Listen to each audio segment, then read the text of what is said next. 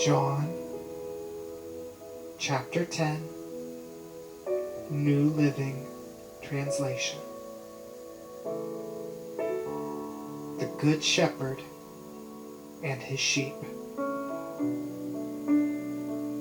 I tell you the truth, anyone who sneaks over the wall of a sheepfold rather than going through the gate must surely be a thief and a robber.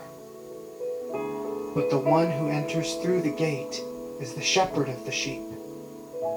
The gatekeeper opens the gate for him, and the sheep recognize his voice and come to him. He calls his own sheep by name and leads them out. After he has gathered his own flock, he walks ahead of them, and they follow him because they know his voice. They won't follow a stranger. They will run from him because they don't know his voice. Those who heard Jesus use this illustration didn't understand what he meant. So he explained it to them. I tell you the truth. I am the gate for the sheep. All who came before me were thieves and robbers, but the true sheep did not listen to them. Yes, I am the gate. Those who come in through me will be saved. They will come and go freely and will find good pastures. The thief's purpose is to steal and kill and destroy. My purpose is to give them a rich and satisfying life. I am the Good Shepherd. The Good Shepherd sacrifices his life for the sheep. A hired hand will run when he sees a wolf coming. He will abandon the sheep because they don't belong to him, and he isn't their shepherd. And so the wolf attacks them and scatters the flock. The hired hand runs away because he's working only for the money and doesn't really care about the sheep.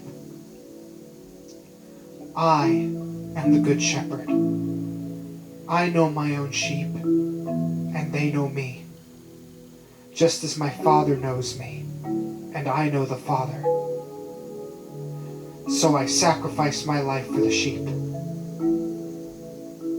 I have other sheep too, that are not in this sheepfold. I must bring them also. They will listen to my voice, and there will be one flock and one shepherd. The Father loves me because I sacrificed my life so I may take it back again. No one can take my life from me. I sacrifice it voluntarily, for I have the authority to lay it down when I want to, and also to take it up again. For this is what my Father has commanded. When he said these things, the people were again divided in their opinions about him. Some said, "He's demon-possessed and out of his mind. Why listen to a man like that?" Others said, "This doesn't sound like a man possessed by a demon. Can a demon open the eyes of the blind?"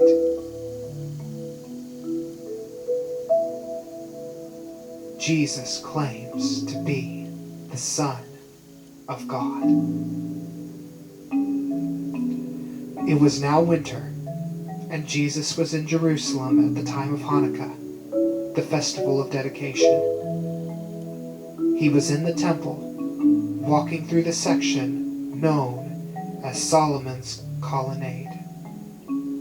The people surrounded him and asked, "How long are you going to keep us in suspense?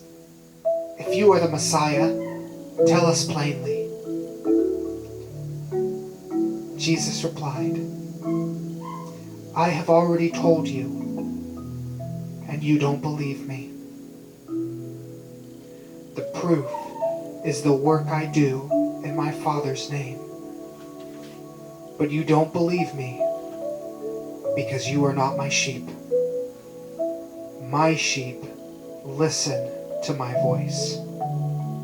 I know them, and they follow me. I give them eternal life, and they will never perish.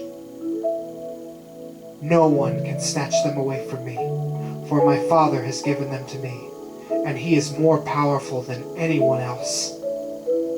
No one can snatch them from the Father's hand.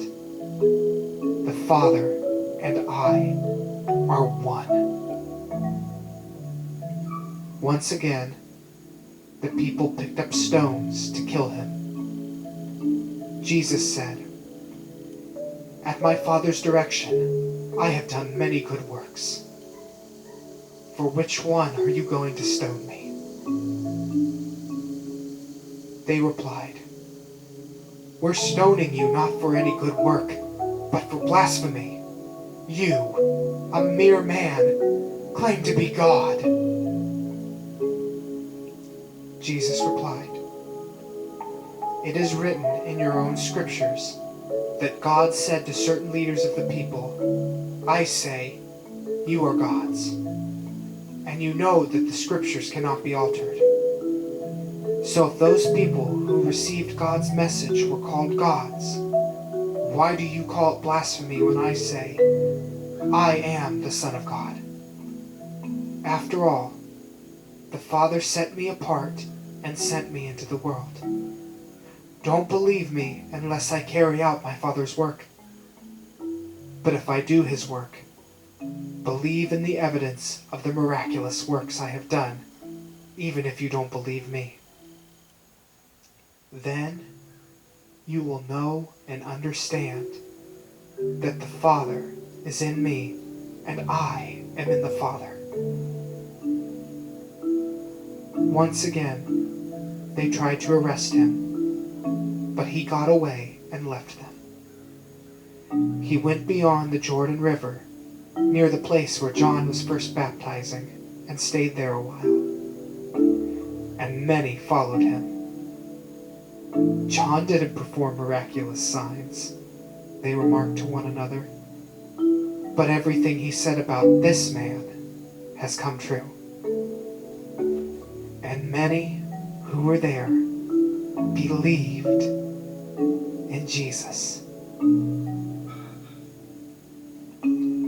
John chapter 10,